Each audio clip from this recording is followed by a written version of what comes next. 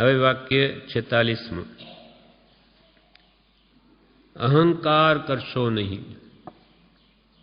અહંકાર કરશો નહીં.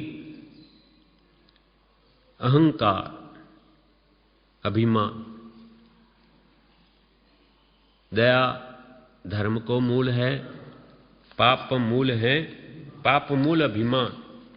तुलसी दया ने छोड़िए जब लग घट में प्राण. दया धर्मનું મૂળ છે અને અભિમાન છે તે પાપનું મૂળ છે. ગમે એટલા ગુણ હોય પણ સાથે એનો અહંકાર હોય, અભિમાન હોય કે મારા જેવો કોણ છે, બધું પાણીમાં ગયું. એના ગુણો બધા દબાઈ જાય. એટલે અહંકાર કરશો નહીં. અહમ ભાવથી રહિત નહીં. સ્વધર્મ સંચય નાય. નથી નિવૃત્તિ નિર્મળપણે અન્ય ધર્મની કાંઈ. એ ભગવાન, હું અહમભાવથી રહિત નથી. આ જીવને અહંકાર બહુ છે. ભલે આપણે કહીએ કે મને અહંકાર નથી, પણ છે જ. આ જીવને બ્રહ્મચારી કે જોડા પહેર્યા હોય એનું એને અભિમાન હોય, મારા જોડા કેવા છે. અથવા કે આંખ ઊંચી કરે તો એ મારા જેવો કોણ છે. એવું અનેક પ્રકારનું અભિમાન આ આત્મામાં અજ્ઞાનવશ ભરેલું છે.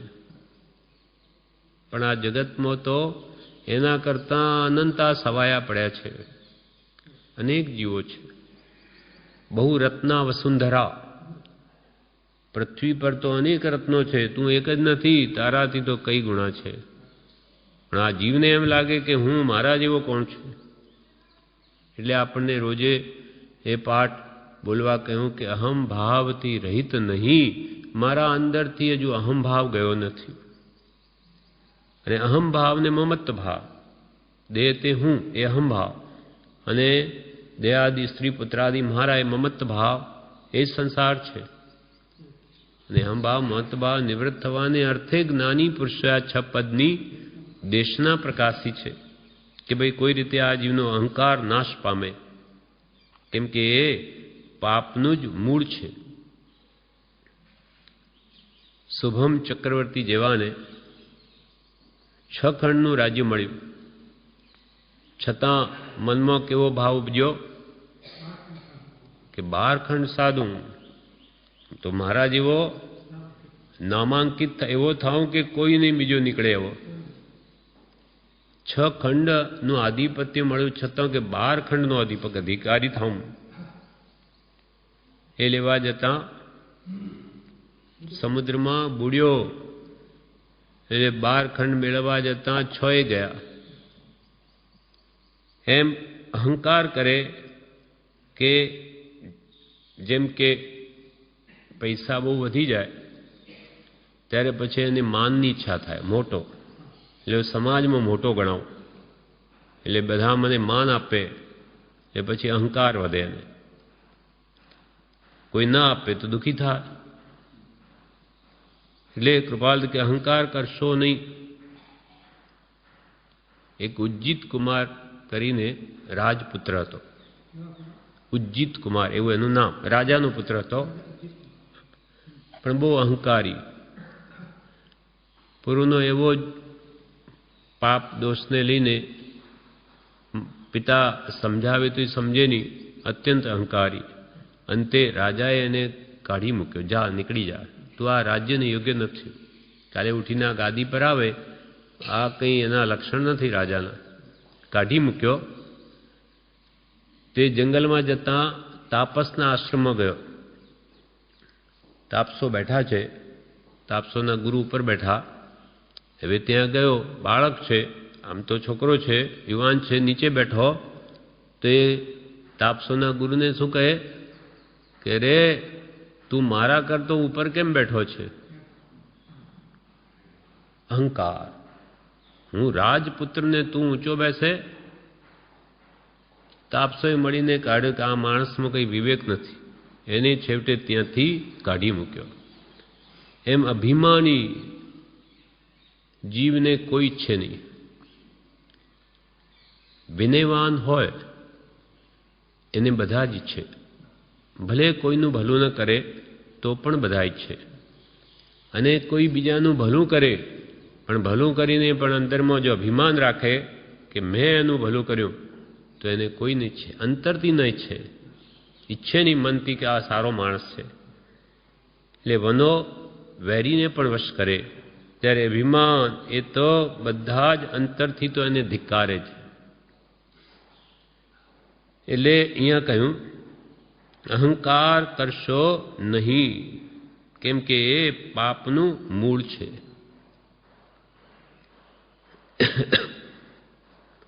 8 મદ કયા, આ બધો જ અહંકાર છે.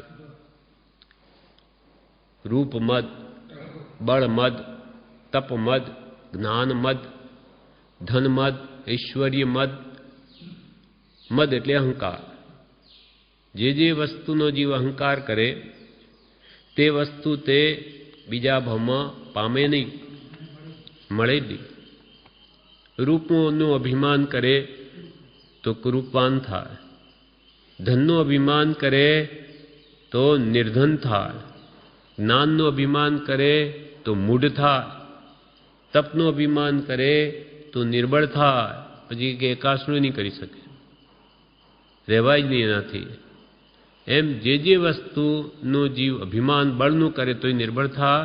એટલે કોઈ પણ વસ્તુનું અભિમાન કરવું નહીં તો બીજા ભૂમાં એ વસ્તુ જ તને મળશે નહીં. એટલે અહીંયા કહ્યું કે અહંકાર કરશો નહીં. હવે 47મું વાક્ય, કોઈ દ્વેષ કરે પણ તમે તેમ કરશો નહીં. કૃપાલદેવ કહે કોઈ દ્વેષ કરે કર્મને આધીન, પણ તમે તેમ કરશો નહીં. કેમ કે આપણે તો છૂટવું છે. આપણે કંઈ સામો દ્વેષ કરે તેથી એની સાથે દ્વેષ વધારીને સંસારમાં રજડવું નથી. આપણે જન્મ મરણથી છૂટવું હોય તો આપણે તો સમતા જ રાખવી પડે. કોઈ દ્વેષ કરે પણ તમે તેમ કરશો નહીં. દ્વેષ કરવો નહીં, ને કરવો તો કુશીલ પ્રત્યે કરવો. વડવામાં પરમ કૃપાળુદેવ મુનિઓ અને મુમુક્ષોને ઉપદેશ આપતા હતા. તે વખતે ગટોરભાઈ ખંભાતથી આવ્યા બીજા મુમુક્ષો સાથે. એ સ્થાનકવાસી સંપ્રદાયના, એટલે કૃપાળુદેવની હાથમાં મોં પર મુપત્તિ બાંધેલી નથી, અને એ ઉપદેશ આપી રહ્યા છે. તો એ ગટોરભાઈ ઊભા થઈને ગમે તેમ બોલવા લાગ્યા કૃપાળદેવને કે મુપત્તિ બાંધ્યા વગર તમે બોલો કેમ છો? ગમે તેમ બોલે, ધ્રુજતા. ત્યારે કૃપાલદેવે અંબાલાલ ભાઈને કહ્યું કે જુઓ અંબાલાલ, આ અનંતાનુબંધની કશાયનું સ્વરૂપ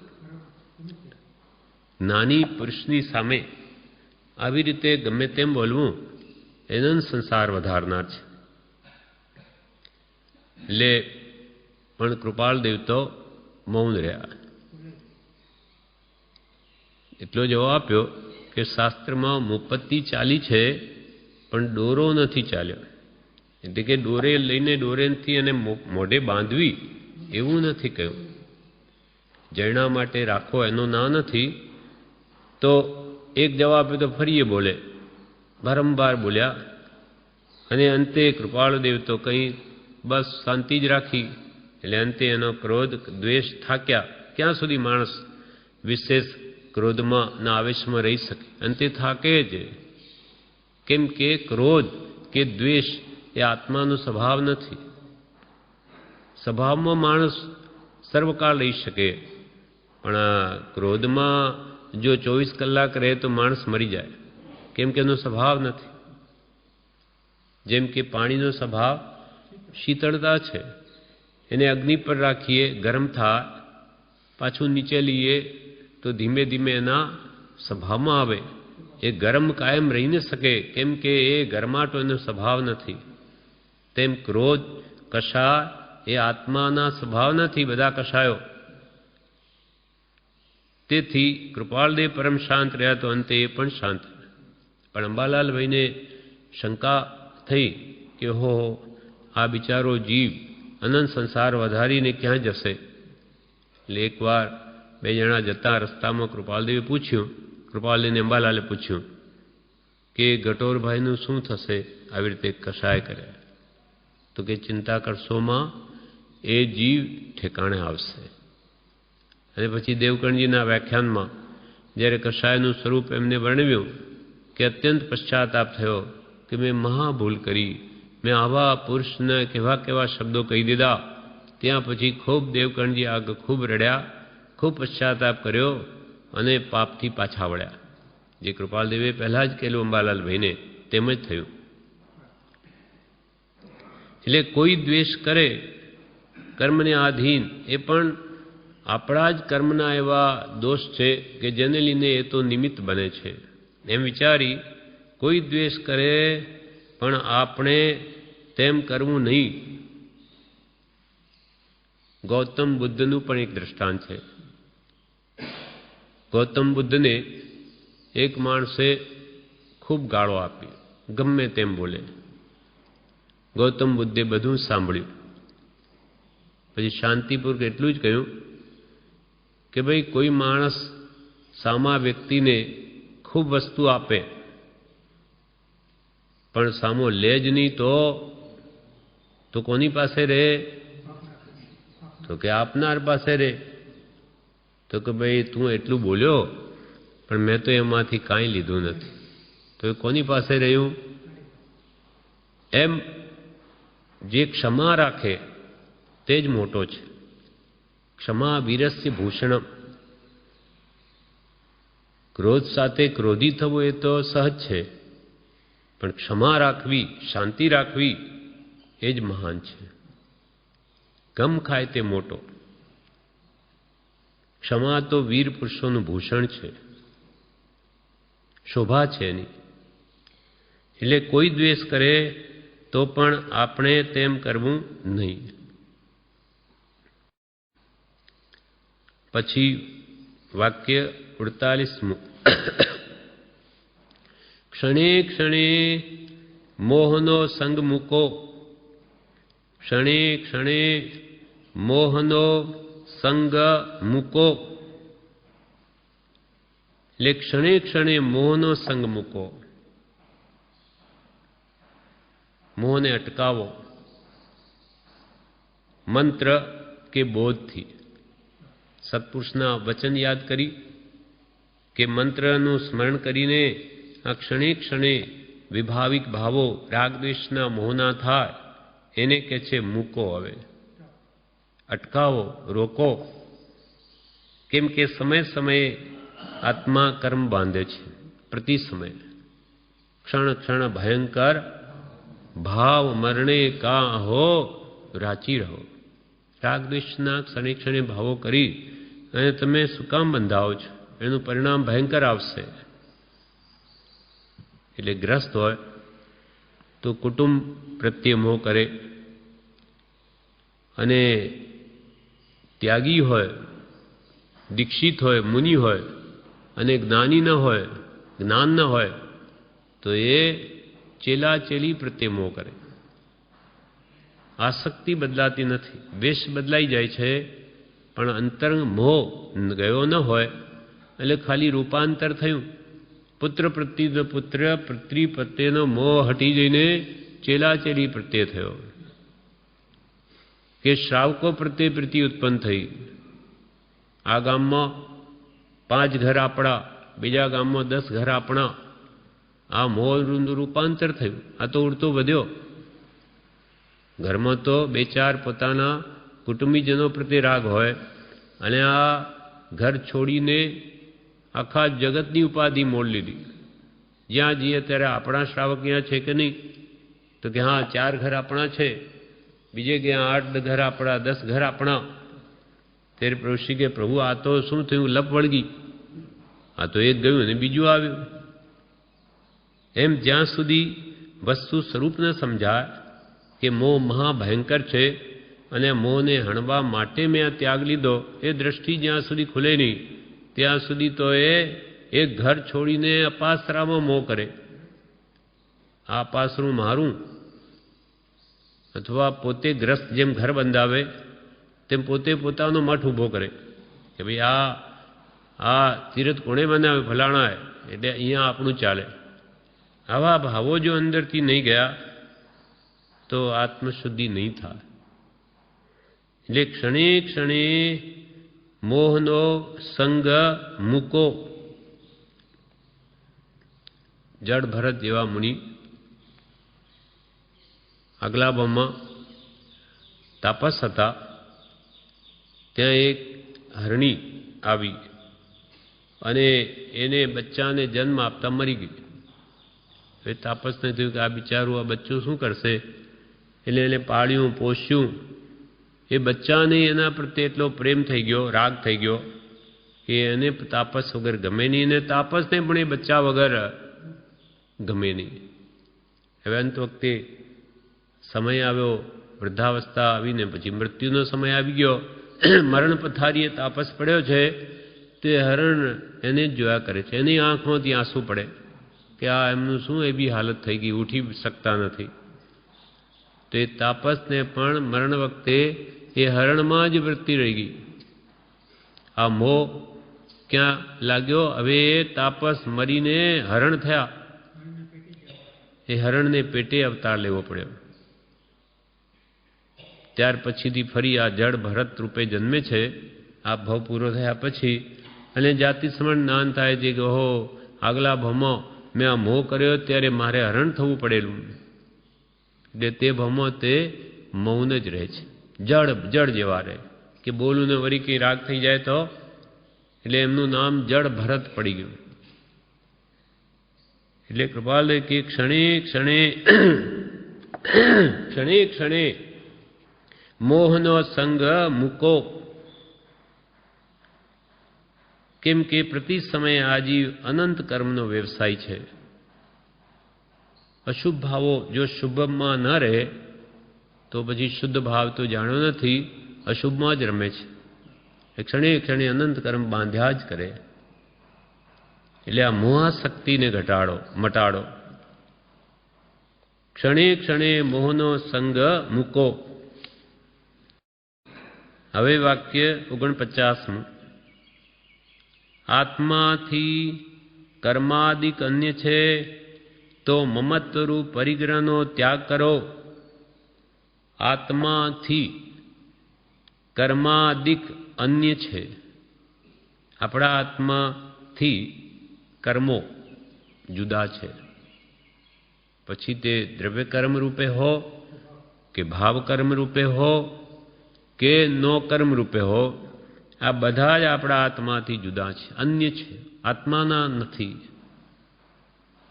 આત્માથી કર્માદિક અન્ય છે તો મમત્વરૂપ પરિગ્રહનો ત્યાગ કરો. તો મમત્વના ઘરરૂપ એવા પરિગ્રહનો તમે ત્યાગ કરો. કેમ કે પરિગ્રહ હશે તો તમને મારાપણું થયા વગર નહીં રહે. મમત્વ ભાવ છે તો પરિગ્રહ ભેગો કરો છો, મમતા ભાવ ન હોય તો શું કામ ભેગો કરો? અને આ બધો આત્માને જરૂરનું નથી. એટલે આત્માથી કર્માદિક અન્ય છે તો મમત્વરૂપ પરિગ્રહનો ત્યાગ કરો. એટલે આલોચનામાં આપણે બોલીએ છીએ, પરિગ્રહ મમતા તજી કરી પંચમહાવ્રત ધાર, અંત સમય આલોચના કરું સંથારો સાર. તીન મનોરથ એ કયા જે ધ્યાવે નિત મન, શક્તિ સાર વરતે સહી પાવે શિવ સુખ ધન. પરિગ્રહની મમતા એટલે મૂર્છા પરિગ્રહ. ઉમા સ્વાતિ ભગવંતે પરિગ્રહની વ્યાખ્યા જ આ કરી કે જ્યાં મૂર્છા ત્યાં પરિગ્રહ. ભલે પાસે કંઈ ન હોય, ભિખારી હોય, પાટલી ગોદડી જ હોય કે એક ફૂટલું માટલું હોય, પણ એને જો મમતા છે, મૂર્છા ભાવ મોટા ભાગે અત્યંત હોય છે. એટલે એની પાસે કંઈ નહીં હોવા છતાં મહાપરિગ્રહી છે. અને ભરત ચક્રવર્તી જેવા પાસે બધું જ છે છતાં એ નિષ્પરિગ્રહી છે. કેમ કે એને કોઈ કુટુંબ ધનાદિમાં મારાપણું જ નથી, આસક્તિ જ નથી. એટલે અહીંયા કૃપાલ કે તમે આ આસક્તિનો ત્યાગ કરો. ઉદયાધીન, સંજોગાધીન, કર્માધીન જે મળી આવે તેમાં રહેવું પડે કુટુંબાદિ સાથે, પણ એમાં મારાપણું ન કરો. મમત્વરૂપ પરિગ્રહનો ત્યાગ કરો. આ પરી એટલે ચારે બાજુથી, ગ્રહ એટલે પકડે. આ પરિગ્રહ જીવને મારાપણું કરાવી ચારે બાજુથી જકડી રાખે. એટલે આત્માથી કર્માદિક અન્ય છે. એટલે આત્માથી કર્માદિક એટલે કર્મના ફળરૂપ પર વસ્તુ મળી છે તેના ઉપર મમતા ન કરો. વિવેચનમાં કહ્યું આ બધી જે કંઈ પણ વસ્તુ આપણને મળી, સંજોગ થયો, એ કર્મના ફળરૂપ છે. કર્મે બાંધે કર્મો, તે પ્રમાણે સંયોગ મળ્યા છે. તો હવે તેના પર તમે મમતા ન કરો, મારાપણું ન કરો. કેમ કે તમારું છે જ નહીં. તમે જન્મ્યા ત્યારે લઈને આવ્યા નહોતા, અને અહીંયાથી જશો ત્યારે લઈ જઈ શકો એમ નથી. કેમ કે તમારું નથી. માટે પહેલાંથી મનમાંથી કાઢી નાખો.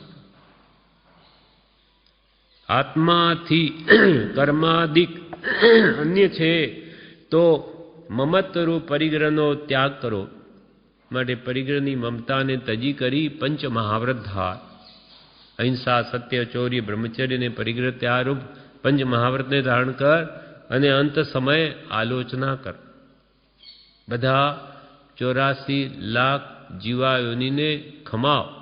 જેના સાથે જે કંઈ પણ પ્રસંગ પડ્યા હોય, દુઃખ દીધું હોય મન વચન કાયાથી, તે બધાની માફી માંગ. આ 3 મનોરથ એ કયા? જે ધ્યાવે નિત મન શક્તિસાર વર્તે સહી પાવે શિવ સુખ ધન. આ પ્રમાણે 3 મનોરથને જે ભાવે પ્રતિદિન પરિગ્રહની મૂર્છા રોકીને, તો તે શિવ સુખરૂપી ધનને પાવે, મોક્ષને પામે. આત્માથી કર્માદિક અન્ય છે તો મમત્વ પરિગ્રહનો ત્યાગ કરો. હવે વાક્ય 50. સિદ્ધના સુખ સ્મૃતિમાં લાવો. સિદ્ધના સુખ સ્મૃતિમાં લાવો. કેમ કે સિદ્ધ ભગવંત ને બધા કર્મ નષ્ટ થઈ ગયા, માટે તેઓ પરમ સુખી છે. વિવેચનમાં કહ્યું સિદ્ધ કર્મ રહિત થયા તે કેટલા સુખી છે. સંસારના સુખ વાસ્તવિક નથી. સંસારના સુખ બધા ક્ષણિક છે, ઇન્દ્રિય સુખ છે. જ્યારે સિદ્ધના સુખ છે શાશ્વતા. સિદ્ધ ભગવંત જે સ્વાત્માથી સ્વાધીન સુખ ભોગવે છે એ શાશ્વત છે, એનો કોઈ કાળે નાશ નહીં થાય. જેનામાં અનંત તો જ્ઞાન છે. સિદ્ધ આત્માઓ આપણે અહીંયા બધા બેઠા બધું જાણી રહ્યા, 14 રાજલોકની બધું જોઈ રહ્યા છે, અને અનંત સુખ ભોગવે છે, અને અનંત વીર્ય શક્તિ છે. અનંત શક્તિ, કોઈ કાળે એમને થાક ન લાગે. એમ અનંત જ્ઞાન, દર્શન, સુખ, વીર્યના સ્વામી એવા સિદ્ધ ભગવાન છે, અને તારો આત્મા પણ તેના જેવો જ છે. માટે સિદ્ધના સુખ સ્મૃતિમાં લાવો અને એ પ્રાપ્ત કરવાનો પ્રયત્ન કરો કે ભગવાન હું પણ ક્યારે એવી મારી સિદ્ધ દશાને પામીશ. સર્વ જીવ છે સિદ્ધ સમ, પણ જે સમજે તે થાય. એ સ્વરૂપને જે સમજી અને એ પ્રાપ્તિ માટેના જે ઉપાયો જ્ઞાનીઓ બતાવ્યા તે રૂપે કરે તો જ સિદ્ધત્વ પ્રગટે. નહીં તો એ હંમેશા તીરો ભાવે જ રહે, આવિર્ભાવે કદી નહીં થાય. એટલે સિદ્ધના સુખ સ્મૃતિમાં લાવો. સ્મૃતિમાં લાવીને દ્રઢ કરો કે એ સુખ હું પણ મેળવી શકું છું, હું પણ એ જાતનો જ છું, હું કંઈ બીજો નથી. પહેલા એ ભાવ દ્રઢ થાય કે હું એ સ્વરૂપને પામી શકું તો પછી એનો ઉપાય કરીએ. હું કોઈ કાળે સિદ્ધત્વને પામી જ ન શકું તો કોણ ઉપાય કરે? એટલે પહેલાં એ સિદ્ધપણામાં કેવું સુખ રહ્યું છે એ પહેલાં વિચારો, એ ભાવોને દ્રઢ કરો અને પછી સદગુરુ આજ્ઞાએ તે પ્રાપ્તિના ઉપાય કરો તો જરૂર સિદ્ધત્વ પ્રાપ્ત થશે અને શાશ્વત સુખ શાંતિને તમે પામશો. આ પ્રમાણે 50 વાક્ય પૂરા થયા. વિશેષ આપણે આવતીકાલે. ક્રમાંક 5 બોધવચન વાક્ય 51 વાક્ય. એમાં કૃપાળુદેવે લખ્યું, એક ચિત્તે આત્મા ધ્યાવો, એક ચિત્તે આત્મા ધ્યાવો પ્રત્યક્ષ અનુભવ થશે. એક ચિત્તે આત્મા ધ્યાવો પ્રત્યક્ષ અનુભવ થશે. કૃપાલ કે જગતની વિસ્મૃતિ કરવી અને સતના ચરણમાં રહેવું. ગમે તે જપ તપ ક્રિયા કે શાસ્ત્ર અધ્યયન કરીને એક જ કાર્ય સિદ્ધ કરવાનું છે કે જગતની વિસ્મૃતિ કરવી, જગતને ભૂલી જવું અને સત એ આત્મા, એ સત જેને પ્રાપ્ત છે એવા સત્પુરુષ તેના ચરણમાં રહેવું એટલે એની આજ્ઞામાં રહેવું. મહાજનો યન ગતસ પંથા, મહાપુરુષો જે માર્ગે ચાલ્યા તે માર્ગ સાચો છે તેને અનુસરવો. એટલે એક ચિત્તે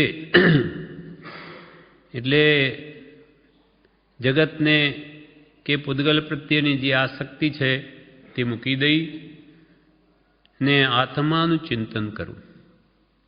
દેહ પૂતગલ છે એમાં રહેલો જે શુદ્ધ આત્મા, જે પરમાત્મા સ્વરૂપ છે એનું ધ્યાન કરવું. કૃપાલદેવની મુખ્ય આજ્ઞા પણ એ છે, સહજાત્મ સ્વરૂપ પરમ ગુરુ. સહજ એટલે શુદ્ધ આત્મ સ્વરૂપ જે પરમ ગુરુ એવા પંચ પરમેષ્ઠીનું સ્વરૂપ છે તેવું જ મારું સ્વરૂપ છે. એનું કે છે નિરંતર ધ્યાન કરો. એ તમારું સ્વરૂપ છે, તમારું મૂળ ઘર છે, સ્વભાવ. એ આત્મા સ્વભાવમાં નિરંતર રહો, વિભાવથી મુક્ત થાઓ. રાગ દ્વેષ એ બધો વિભાવ છે. આત્મા સિવાય પરભાવ એ બધો વિભાવ છે. વિભાવ એ કર્મબંધ કરાવે, સ્વભાવમાં નિર્જરા છે. આત્મજ્ઞાની પુરુષો નિરંતર સ્વભાવમાં રહેવાના જ પ્રયત્નશીલ હોય છે. કાં તો અનુભવમાં હોય ત્યારે સભામાં રમે, અનુભવ લક્ષ્ય પ્રતીત, વૃત્તિ વહી નિજ ભાવમાં પરમાર્થે સમકીત. જેને પરમાર્થ સમકીત, અનુભવાત્મક સમકીત છે એવા મહાત્માઓ કાં તો સ્વરૂપમાં રમે, કર્માધીન સ્વરૂપમાં સ્થિરતા ન હોય તો સ્વાધ્યાય ભક્તિ કે શાસ્ત્ર વાંચન કે કોઈ દે ઉપદેશ આપવામાં રહે, પણ એમનો લક્ષ્ય તો નિરંતર સ્વભાવમાં જવાનો જ હોય. કાં અનુભવ કાં લક્ષ્ય સ્વરૂપ રમણતાનો. ભલે વેપાર કરતા હોય ઉદયાધીન જ્ઞાની પણ, તો પણ એનો લક્ષ્ય તો સ્વરૂપ જ સુખરૂપ છે, ત્યાં અનંત સુખ છે, એમાં જવાનો જ હોય. કાં અનુભવ લક્ષ્ય કાં પ્રતીત. આત્માની પ્રતીત તો એનો ત્રણેય કાળમાં નહીં જાય. ઊંઘમાં પણ હું આત્મા નથી એવો ભાવ જ્ઞાનીને થાય નહીં. એમ તમે પણ એ આત્મા અનુભવ કરવા માટે આત્માનું ચિંતન કરો, એનું ધ્યાન કરો, ભેદ જ્ઞાનની ભાવના ભાવો. એક ચિત્તે એટલે એકાગ્ર મનથી જગતને ભૂલી જઈ આત્મા ધ્યાવો તો પ્રત્યક્ષ અનુભવ થશે. વ્યવહારમાં કોઈ કામ કરવું હોય તો કેવું ચિત્ત લગાવીને કરીએ કે કંઈ નુકસાન ના આવી જાય.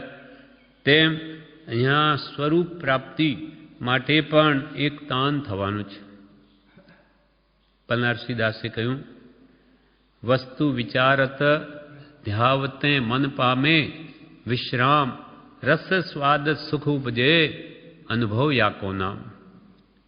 વસ્તુ વિચારત. આત્મા પણ એક વસ્તુ છે. 6 વસ્તુનો બનેલો જગત છે, તેમાં આત્મા પણ એક વસ્તુ છે, ચૈતન્ય ઘનપિંડ છે.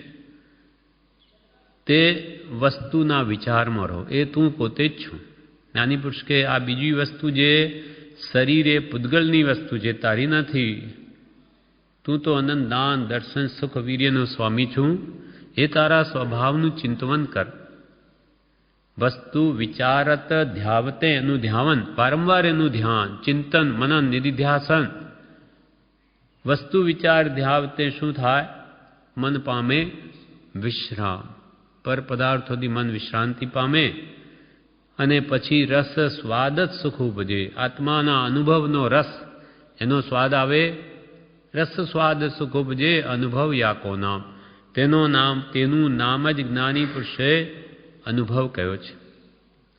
અનુભવ ચિંતા મણિરતન, અનુભવ હે રસકૂપ, અનુભવ માર્ગ મોક્ષ કો અનુભવ મોક્ષ સ્વરૂપ. આત્માનો અનુભવ કેવો? તે આ બનારદાસ પણ આત્માનુભવી પુરુષ છે. એટલે કે જે અનુભવ ચિંતા મણિરતન, અનુભવ હે રસકૂપ, રસનો કૂવો છે આત્માનુભવ રૂપ. અનુભવ માર્ગ મોક્ષ કો, મોક્ષનો માર્ગ પણ અનુભવથી શરૂઆત થાય છે. અને અનુભવ મોક્ષ સ્વરૂપ. આત્માનો અનુભવ એ મોક્ષનું સ્વરૂપ છે. આત્મા અનુભવમાં જે સુખ અનુભવાય તેનું જ અનંત ગણું સુખ મુક્તિમાં છે. એમ એક ચિત્તે જે તમારું શુદ્ધ સ્વરૂપ છે, એક ચિત્તે આત્મા ધ્યાવો, પ્રત્યક્ષ અનુભવ થશે. પ્રત્યક્ષ અનુભવ થશે. સાક્ષાત તમને તે આત્મા અનુભવમાં આવશે. પણ અનાદિકાલથી કેમ આપણને અનુભવ થતો નથી? તો કે એની વૃત્તિ કોઈ ને કોઈ રીતે પરમાં જ રહે છે. અશુભમાં નહીં તો શુભમાં ખડી રહે અને ધર્મ માની બેસે કે આપણે તો ભક્તિ ભજન સામાયિક પ્રતિક્રમણ બધું કરીએ છીએ એટલે જાણે કૃતકૃત થઈ ગયા. પણ જગતને ભૂલી અંતરંગમાં રહેલા જે દોષો, કસાય ભાવો, વિષય કસાય, રાગદ્વેષ એને ઘટાડતો જ નથી. બાહ્ય ક્રિયામાં ધર્મ માની બેસે અને અંતરના દોષો એમના આમ રહી જાય છે. એટલે અનાદિકાલથી અનંતવાર દિન દીક્ષા વગેરે લેવા છતાં પણ હજુ કોરોનો કોરો છે. હજી પોતે કોણ છે એનું ભાન થયું નથી. એમ અશુભમાં ન ખલી રહે તો શુભમાં જઈને ખલી રહે. શુદ્ધ ભાવ સુધી પહોંચતો જ નથી. એટલે યથા પ્રવર્તિકરણ સુધી જીવ અનંતી વાર આવ્યો, અનંતી વાર, છતાં પણ ત્યાંથી પાછો પડી જાય છે. કોઈ સત્પુરુષનું શરણ લે, એના બોધ પડે, કંઈ શક્તિ આવે અને આગળ વધે તો કરકડિયા કરીને આગળ વધીને અનિવૃત્તિકરણમાં પહેલાં તો અપૂર્વકરણમાં આવે, યથા પ્રવૃત્તિકરણમાંથી અપૂર્વકરણમાં આવે, અપૂર્વકરણમાંથી અનિવૃત્તિકરણમાં આવીને ગ્રંથિ ભેદ કર્યા થયા સિવાય પાછો ના હટે. અનિવૃત્તિ એટલે જ્ઞાન પ્રાપ્તિ સિવાય તો નિવર્તે જ નહીં. એવી અજબ શક્તિ સત્પુરુષની કૃપાએ પ્રગટે તો અનાદિકાલમાં કામ નહીં થયું તે થઈ જાય. બાકી આ જીવ યથા પ્રવૃત્તિકરણ સુધી તો અનંતી વાર આવ્યો. માટે હવે કે છે એક ચિત્તે સત્પુરુષનું શરણ લઈ એની આજ્ઞાએ એક ચિત્તે આત્મા ધ્યાવો, પ્રત્યક્ષ અનુભવ થશે. પછી વાક્ય વિવેચનમાં કહ્યું, પૂતગલને ભૂલીને એક ચિત્તે આત્મા ધ્યાવો. અનાદિકાલથી આપણી પ્રીતિ પૂતગલમાં છે. શરીરે પૂતગલ છે. કોઈ જડ પદાર્થ, ધનાદિ, ઘર, મકાન, દુકાન વગેરે પ્રત્યે બધું જ પૂતગલ. તો આ જીવની આસક્તિ પૂતગલમાં જ છે. એટલે પૂતગલને ભૂલીને એક ચિત્તે એટલે ચિત્તમાં બીજું નહીં, એકમાત્ર આત્મા સ્વરૂપનું ધ્યાન, એક ચિત્તે આત્મા ધ્યાવો. પછી વાક્ય 52મું, બાહ્ય કુટુંબ ઉપર રાગ કરશો નહીં. બાહ્ય કુટુંબ ઉપર રાગ કરશો નહીં. બાહ્ય કુટુંબ શું? તો કે સગા વહાલા. આ બધા પોતાના જે જીવ માની બેઠો છે, સ્ત્રી પુત્ર ઘર આદિ, તે બધું બાહ્ય કુટુંબ છે. તેના ઉપર કૃપાલ કે રાગ કરશો નહીં, એના પ્રત્યે મોહ કરશો નહીં, આસક્તિ લાવશો નહીં, કેમ કે એક દિવસે એનો વિયોગ નિશ્ચિત છે, મૃત્યુ આવશે જ. સ્ત્રી પુત્રાદિનો સંગ છોડવો જ પડશે, કેમ કે એ સંયોગ છે, માટે એનો વિયોગ નિશ્ચિત છે. તે વખતે જેટલા પ્રમાણમાં આસક્તિ, તીવ્રતા, તન્મયતા હશે તેટલા પ્રમાણમાં વિશે દુઃખ થશે અને કર્મ પણ બાંધશે. પણ પહેલાથી સમજીને કે મારું કોઈ છે જ નહીં, આ બધી મારી ભ્રાંતિ છે, મોહને લઈને મને મારું ભાસે, બાકી તો હું દેહાદિ સ્વરૂપ નથી, દેહ સ્ત્રી પુત્રાદિ કોઈ પણ મારા નથી, શુદ્ધ ચૈતન્ય સ્વરૂપ અવિનાશી એવો હું આત્મા છું. એમ આત્મભાવના કરતા રાગ દ્વેષનો ક્ષય થાય. કૃપાલદેવે એ જ કહ્યું, બાહ્ય કુટુંબ પર રાગ કરશો નહીં. તો રાગ દ્વેષ ક્ષય કરવાનો આપણને મંત્ર બતાવ્યો કે એવી ભાવના ભાવો, આત્મ ભાવના છે. એમ આત્મભાવના કરતા રાગ દ્વેષનો ક્ષય થાય. ભાવના તો કરી શકાય, કઈ એકદમ ઘર છોડીને સ્ત્રી પુત્રાદિને છોડીને ચાલ્યા જાઓ, એ તો બને નહીં. એકદમ આસક્તિ તૂટે નહીં, તો પહેલાં ભાવ વડે તો અંતરમાંથી કાઢો કે ભાઈ આ મારું નથી. ભાવના તો કરી શકાય, અને ખરેખર પોતાનું નથી ત્યારે જ અહીંયા પડ્યું રહે છે, અથવા એને જતી વખતે પણ કુટુંબ એને રોકી શકતું નથી, કે પોતે આવ્યો ત્યારે પણ કુટુંબને કંઈ સાથે લઈને આવ્યો નથી. એટલે એ દ્રષ્ટિએ સિદ્ધ છે કે એનું તો હતું જ નહીં, અને આજે પણ નથી. એ માને તેથી શું થઈ ગયું? શરીરને આપણે આપણું જ માનીએ છીએ, આ મારું શરીર છે, પણ તારું હોય તો તારી સાથે આવે, અથવા તને જવા ન દે અહીંયાથી, તારું કોઈ નથી.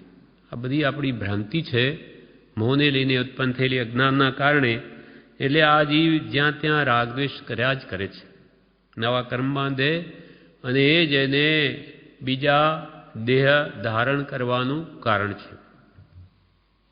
બીજા દેહો તણુ બીજ, આ દેહે આત્મભાવના, વિદેહ મુક્તિનું બીજ, આત્મામાં આત્મભાવના.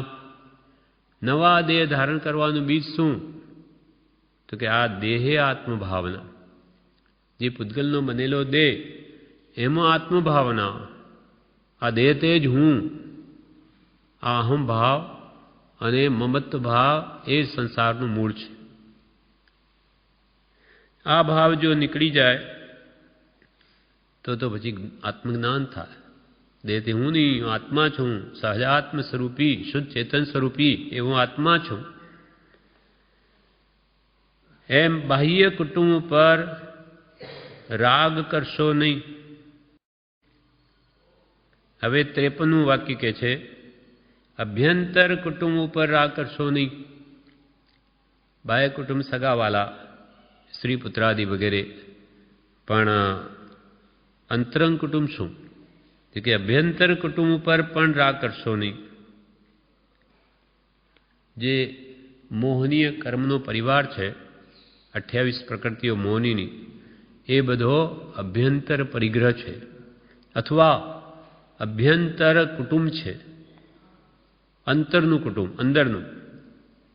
એટલે મિથ્યાત્વ, ક્રોધમાન માયાલોભ રૂપ કશા અને હાસ્ય, રતિ અરતિ, ભય શોક જુગુપ્સા, સ્ત્રીવેદ પુરુષવેદ નપુસક વેદ, નવનો કસાય, એ 25 પ્રકૃતિઓ ચારિત્ર મોહનીની, 16 કસાય, 9નો કસાય 25, અને 3 દર્શન મોહનીની, મિથ્યાત્વ મોહની, મિશ્ર મોહનીને સમકિત મોહની.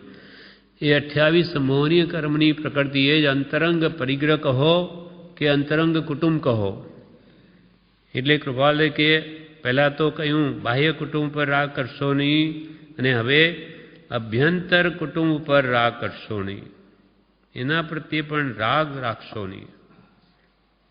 કશાય એ મારા નથી, મારો સ્વભાવ નથી.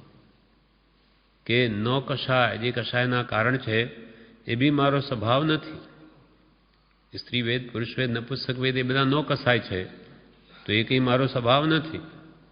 આજે આપણે પુરુષ રૂપે, કાલે સ્ત્રી રૂપે હોઈ શકીએ. માયા કપટ વિશેષ કરે તો સ્ત્રી અવતાર થઈ જાય. સ્ત્રીઓ માયાને છોડી દે સંપૂર્ણપણે તો પુરુષ થઈ જાય. એટલે એ કંઈ આત્માનો સ્વભાવ નથી, એ કર્મના કારણે મળેલી ઉપાધિ છે.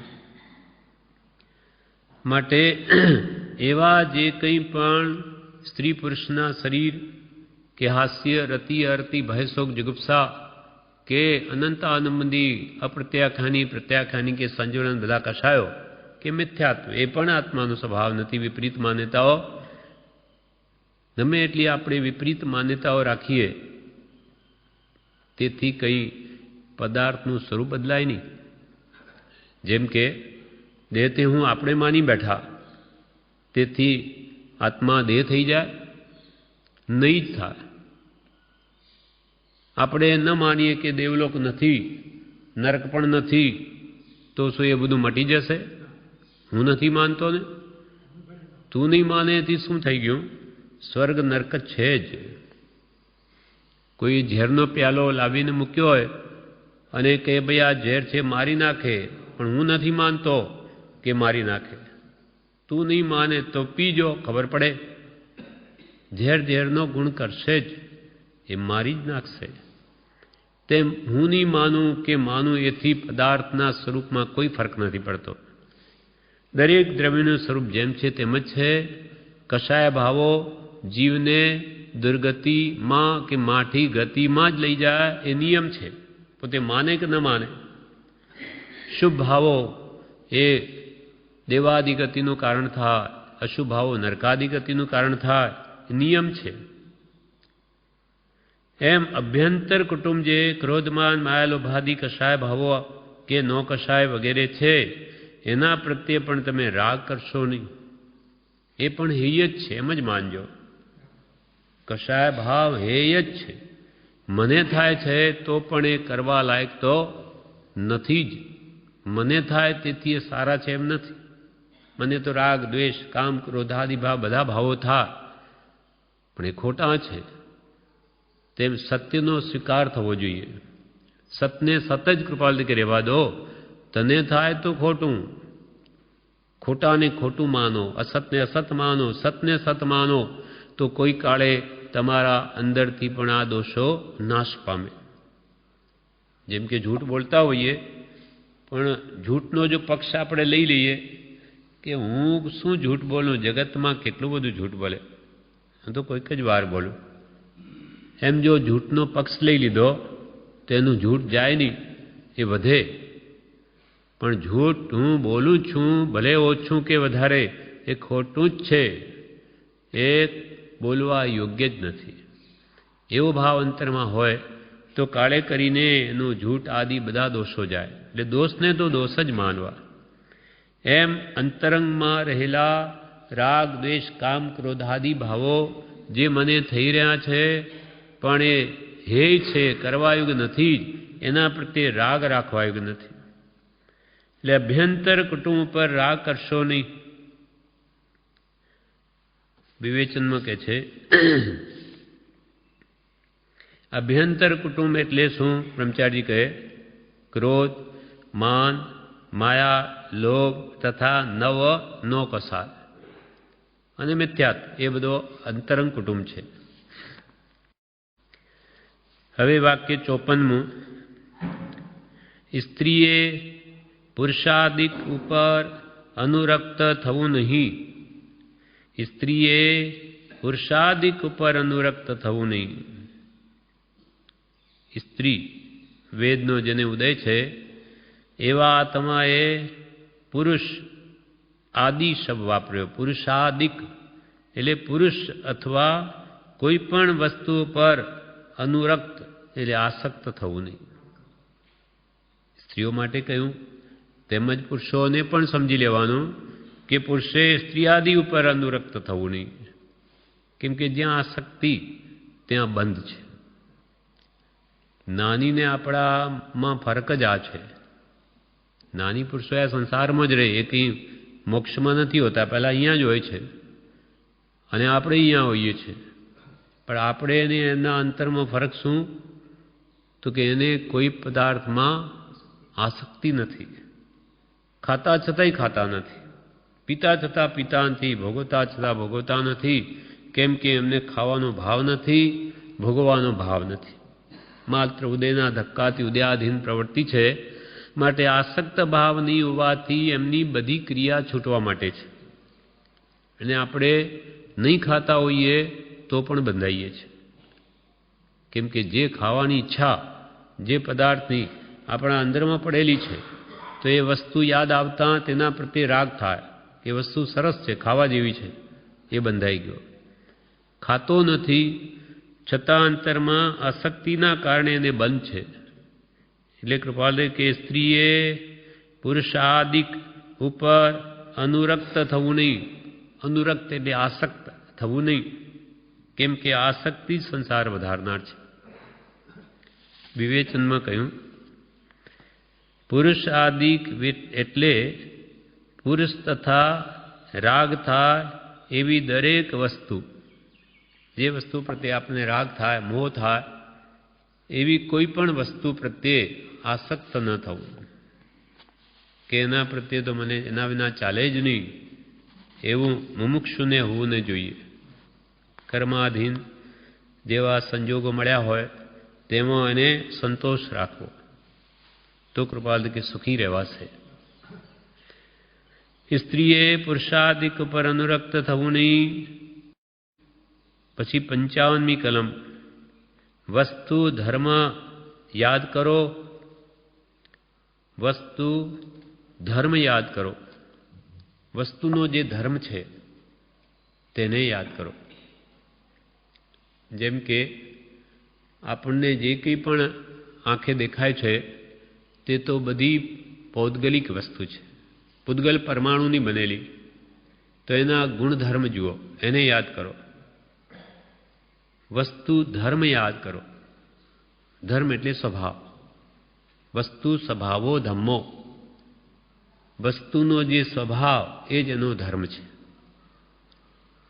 તેમ આત્મા એક વસ્તુ છે. આત્માનો સ્વભાવ જ્ઞાન દર્શન છે. જાણવું દેખવું એ આત્માનો સ્વભાવ છે. અને જડ એવા શરીરનો સ્વભાવ તો રૂપ રસ ગંધ સ્પર્શ છે, પણ જડ છે. એમાં ચેતનતા નથી, અથવા જ્ઞાન દર્શન જડમાં છે જ નહીં. અને રૂપ રસ ગંધ સ્પર્શ એ ગુણો જે પૂદગલના છે એ ચેતનમાં નથી. એટલે આત્માના જે ગુણધર્મ એ જડમાં નથી, અને જડના જે ગુણધર્મ એ આત્મામાં નથી. એટલે વસ્તુ ધર્મને તમે યાદ કરો. એટલે કે મારો આત્માનો ધર્મ સ્વભાવ તે તો માત્ર જ્ઞાતા દ્રષ્ટા છે. એટલે અહીંયા જે કૃપાલદેવ કે વસ્તુ ધર્મને યાદ કરો, સ્મૃતિમાં લાવો હંમેશા. એવું જ વાક્ય પ્રભુશ્રીને પણ કૃપાલદેવે કહેલું. પ્રભુશ્રી એકવાર વાતચીતમાં પ્રભુશ્રીએ કૃપાલદેવને એમ કહ્યું કે પ્રભુ, હું તો બધું ભ્રમ જોઉં છું. હા, ભ્રમ, બધું ભ્રમ. આ બધું કંઈ છે નહીં, બધું મિથ્યા છે, બધું ખોટું છે, આ કંઈ દેખાય તે છે જ નહીં. ત્યારે કૃપાલદેવ શું કહે કે મુનિ, ભ્રમ નહીં પણ બ્રહ્મ જુઓ, આત્મા જુઓ. બધામાં આત્મા જુઓ. આ ભ્રમ નથી. આ પૂદગલ પરમાણુનો સ્કંદ આ બનેલો જ છે. જેમ વેદાંતમાં કહે આત્મા સત જગત મિથ્યા. મિથ્યા એટલે જ્યારે આત્મા સ્વસ્વરૂપમાં રમે એને માટે જગત મિથ્યા છે, પણ વસ્તુ જ નથી એમ ન કહી શકાય. વસ્તુ તો છે જ. પૂદગલની બનેલી વસ્તુને આ બધો ભ્રમ છે, ભ્રાંતિ છે, આ કંઈ છે નહીં એમ કેમ કહેવાય? એટલે પ્રભુશ્રીજી વૈરાગ્ય લાવવા માટે કે આ બધું ભ્રમ, બધું ભ્રમ, બધું ખોટું, એના કરતો કૃપાલ કે બધામાં આત્મા જુઓ. તો પ્રભુશ્રી કે તે દિવસની ઘડી જે કૃપાલે કહ્યું તેથી અમારી દ્રષ્ટિ પલટાઈ ગઈ, દ્રવ્ય દ્રષ્ટિ થઈ ગઈ. તેથી અમે બધે આત્મા જોતા થઈ ગયા. એમ આપણને પણ કૃપાલ કે વસ્તુ ધર્મ યાદ કરો.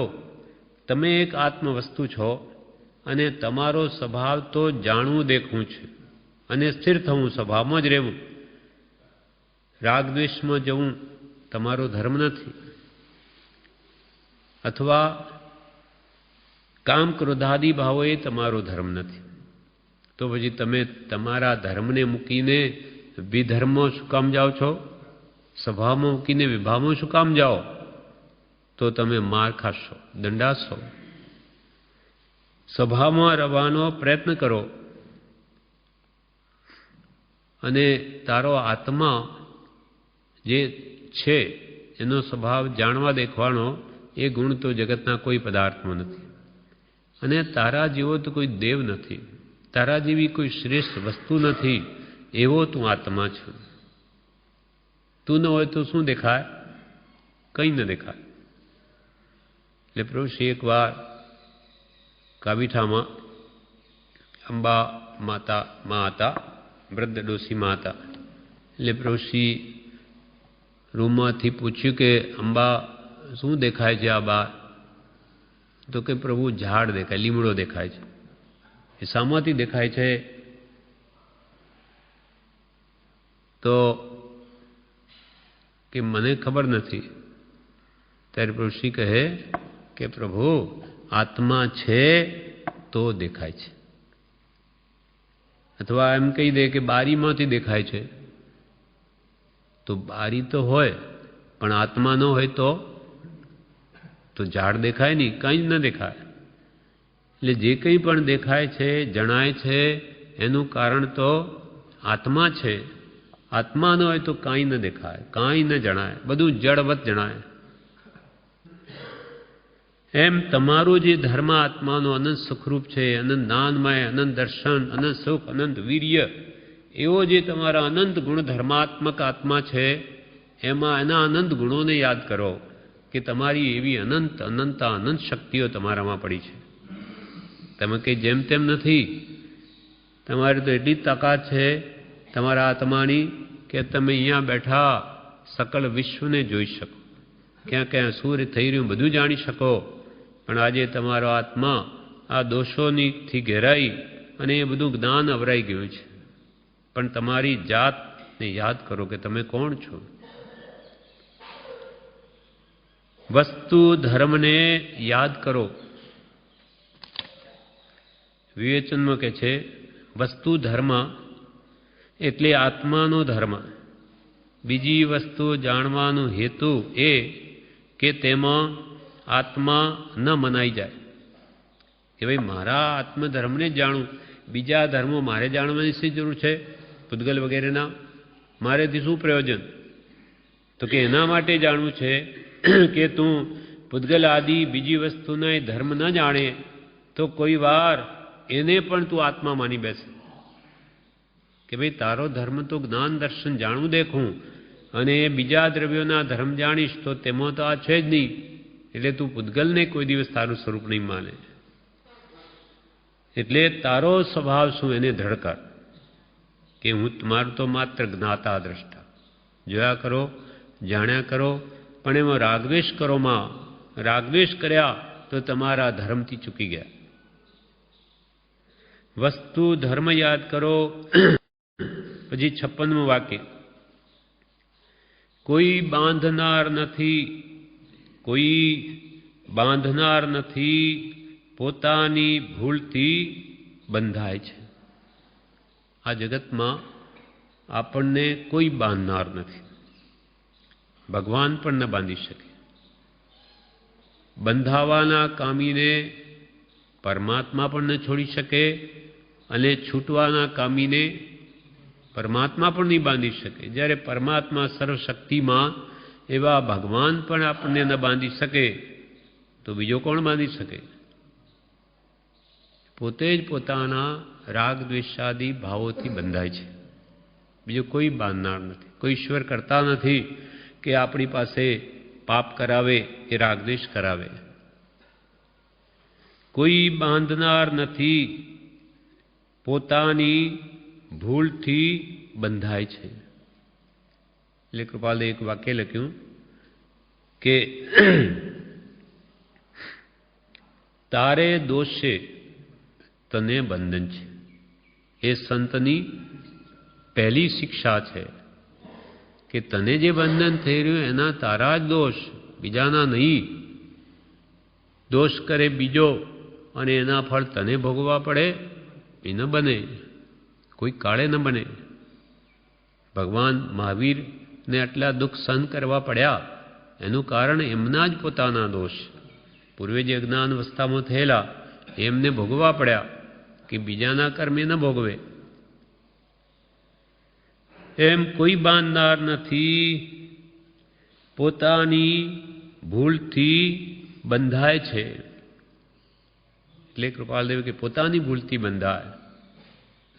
પણ તારી ભૂલ એટલી જ, તારી ભૂલ એટલી જ કે પરને પોતાનું માનવું અને પોતે પોતાને ભૂલી જવું. પોતે કોણ છે તો ભૂલી ગયો. જે પોતે અનંત દાન દર્શન સુખ વીર્યનો સ્વામી એને તો મહાત્મ્ય ભૂલી ગયો. અને જળ મળમૂત્રની ખાણ એવા સપ્ત દુર્ગંધમય ધાતુનું શરીર એને આ જીવે પોતાનું માની બેઠો. નાની કે આ તારી મોટામાં મોટી ભૂલ છે. આ સર્વ ભૂલની મૂળભૂત ભૂલ છે દેહમાં આત્મબુદ્ધિ. એ નીકળી જાય તો પછી આત્મજ્ઞાન સહજ છે. પણ એ મમતા કે અહંભાવ દેહમાં દેહાધ્યાસ એ અતિ અતિ દુર્લભ છે. એટલે કૃપાલ કે છૂટે દેહાધ્યાસ તો નહીં કરતા તું કર્મ, નહીં ભોગતા તું તેહનો એ જ ધર્મનો મર્મ. ધર્મનું રહસ્ય જ આ છે. ધર્મ એટલે સ્વભાવ પામવો છે તો કે દેહાધ્યાસ મુક્ત. અને એ દેહાધ્યાસ માટે તો આપણે સવારથી સાંજ સુધી પ્રયત્ન કરીએ છીએ.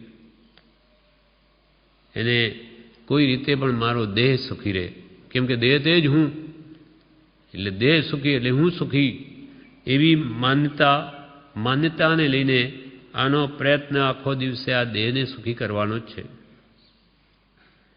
એટલે કોઈ બાંધનાર નથી, પોતાની ભૂલથી બંધાય છે.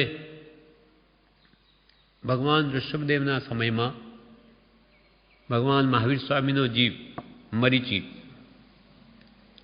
તે વખતે એને ભગવાન પણ નહીં છોડાવી શક્યા. ઋષભદેવ ભગવાનના જ્ઞાનમાં બધું જ છે, પણ કે ભાઈ હું એને એવો ઉપદેશ આપું કે જેથી આવા કર્મ બાંધે જ નહીં, પણ એ બને જ નહીં. એનું જે પરિવર્તન જે પ્રમાણે એને ભુગતાન થવાનું છે એને ભગવાન ઋષભદેવ પણ નહીં બદલી શક્યા. એમ કોઈ બાંધનાર નથી કે કોઈ છોડાવનાર નથી. સત્પુરુષ કે તીર્થંકરો એ તો માત્ર આપને ઉપદેશ આપનાર છે, ઉપદેશના દાતા છે, બાકી કાંઈ ન કરી શકે. સર્વ જીવ છે સિદ્ધસમ, પણ જે સમજે તે થાય. જે સિદ્ધત્વને સમજે શ્રદ્ધે તે પ્રમાણે પ્રયત્ન કરે પુરુષાર્થ, તે સિદ્ધત્વને પામે. હા, તેના માટે સદગુરુ આજ્ઞા, જીન દશા, નિમિત્ત કારણ, આ બધા નિમિત્ત કારણ છે. સદગુરુ આજ્ઞા કરે અથવા ઉપદેશ આપે એ પ્રમાણે આપણે વર્તવું જોઈએ તો એ સિદ્ધ દશા પ્રાપ્ત થાય. જીન દશાનો લક્ષ્ય રાખે કે મારે સંપૂર્ણ કેવળ જ્ઞાનમય દશા પ્રાપ્ત કરવી છે અને સદગુરુ મને માર્ગદર્શક છે, એટલે એ જેમ બતાવે જેમ કહે તે પ્રમાણે જીવ કરે તો જરૂર એ જીન દશાને પામે. એટલે આ બે નિમિત્ત રૂપ થયા. સદગુરુ આજ્ઞા જીન દશા નિમિત્ત કારણમાં. સદગુરુ ઘણું એ કહે પણ જીવ કરે જ નહીં. મારે તમારું કહેલું નથી કરવું તો શું કરી શકે? કંઈ મારી કુટીને કરાવી શકે? એટલે આપણે સ્વાધીન છીએ તો માત્ર ઉપદેશના દાતા માર્ગ બતાવે, ચાલવું આપણે જ પડશે. એટલે કોઈ બાંધનાર નથી, પોતાની ભૂલથી બંધાય છે, પોતાની જ ભૂલથી બંધાય છે. હવે 66 સુધીનું વિવેચન નથી. હવે વાક્ય 57મું.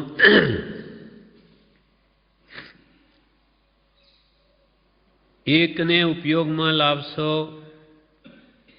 તો શત્રુ સર્વે દૂર જશે. એકને ઉપયોગમાં લાવશો તો શત્રુ સર્વે દૂર થશે. એકને ઉપયોગમાં આત્મભાવના, એને જો તમે ભાવશો તો સર્વ શત્રુ દૂર થશે. આત્મ ભાવના ભાવતા જીવ લહે કેવળ જ્ઞાન રે, પછી ત્યાં શું બાકી રહે? કયો શત્રુ બાકી રહે? એક આત્મભાવના જેવી છે કે જે વડે ઠેઠ કેવડી બની જઈ અને સિદ્ધત્વને પામી શકે, એ સિવાય બીજો કોઈ ઉપાય નથી. સર્વ દુઃખથી અને સર્વ ક્લેશથી મુક્ત થવાનો ઉપાય એક આત્મજ્ઞાન છે. એકને ઉપયોગમાં લાવશો એટલે એક આત્મભાવનામાં ઉપયોગને લઈ જશો તો શત્રુ સર્વે દૂર જશે. બધા જ કર્મરૂપી શત્રુઓ નાશ પામશે.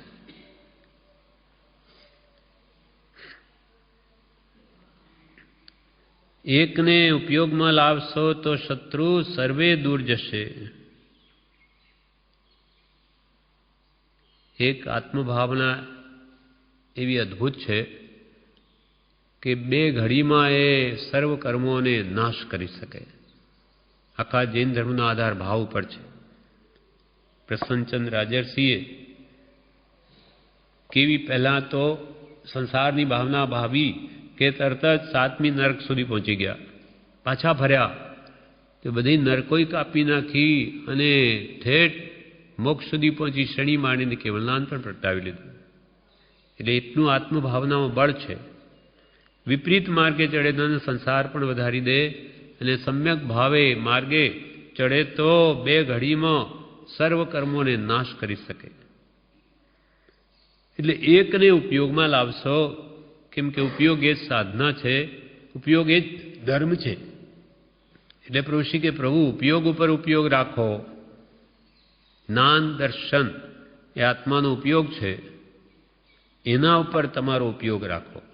એના પર ધ્યાન રાખો કે તમારા ભાવ ક્યાં રહે છે.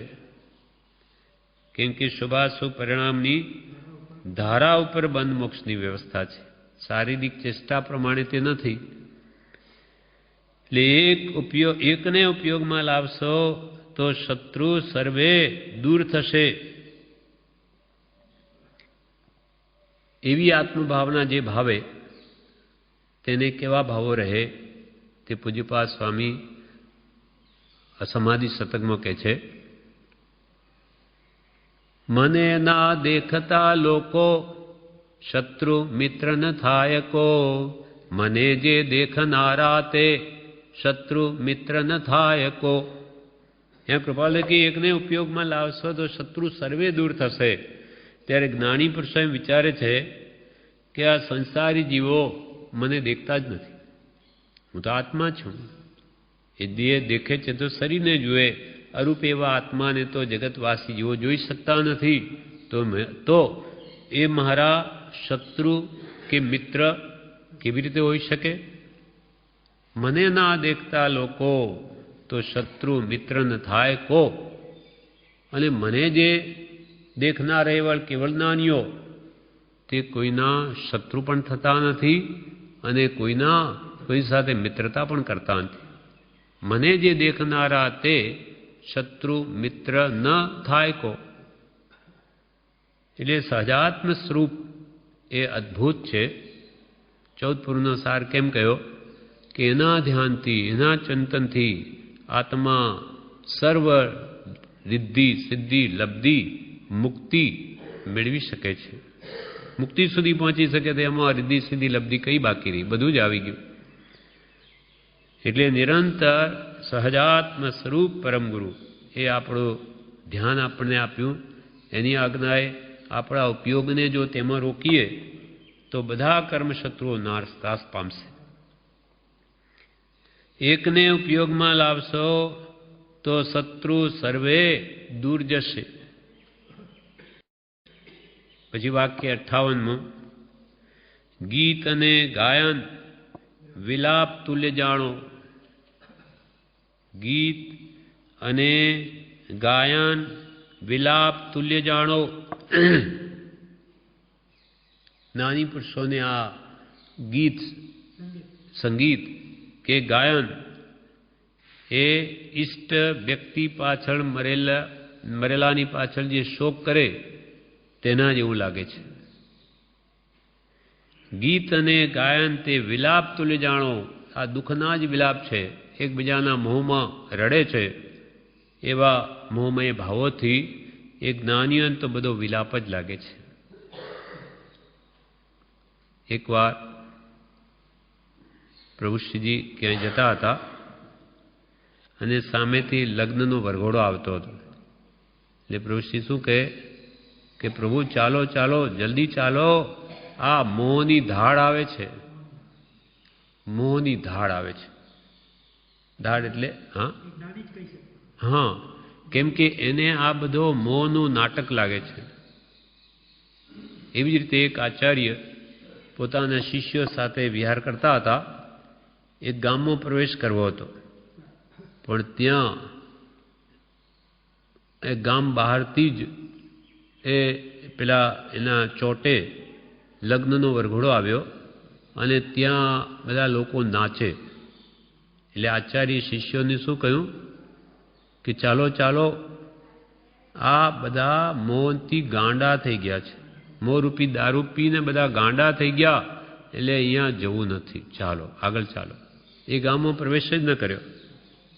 આ બધા કે ગાંડ પણ મોહનું એટલે નાચે છે. એક તો મહામોહ તો અંતરમાં છે જ, એમાં વળી આ એકના નિમિત્તે બધા ગાંડા થઈ ગયા, એમાં વળી નાચે. એમ એ મહાપુરુષોને તો આ બધા ગીત અને ગાયન બધા વિલાપ તુલ્ય લાગે છે. ગીત અને ગાયન વિલાપ તુલ્ય જાણો. એકબીજાની પાછળ રડે મોહમાં. ગાયનમાં પોતાની મોહની વાત કરી ને દુઃખ પ્રદર્શિત કરે, એટલે એ પણ વિલાપ જ છે. એટલે ગીત અને ગાયન વિલાપ તુલ્ય જાણો. આ પ્રમાણે 58 વાક્ય આપણે આજે કર્યા. વિશેષ આવતી